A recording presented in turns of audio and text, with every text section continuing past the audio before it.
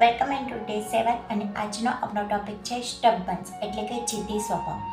દરેક પેરેન્ટ્સનો common stress હોય છે કે મારું બાળક ખૂબ જ જિદ્દી છે. કંઈ પણ કહું તરત જ ના કહી દે છે, દરેક વાતમાં આર્ગ્યુ કરે છે. પરંતુ સાચી હકીકત એ છે કે બાળકનો જિદ્દી સ્વભાવ એ ખરાબ નથી, પરંતુ એનો સ્ટ્રોંગ વિલ હોવાનો સંકેત છે.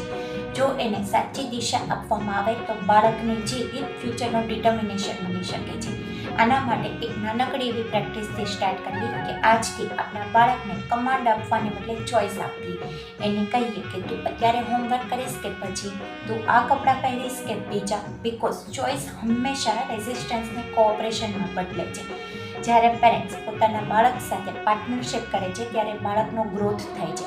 પેરેન્ટ્સ પોતાનો કંટ્રોલ છોડે છે ત્યારે બાળક રિસ્પોન્સિબિલિટીને શીખે છે. તો શું તમે તમારા બાળકને રિસ્પોન્સિબિલિટી શીખવાડવા માટે રેડી છો?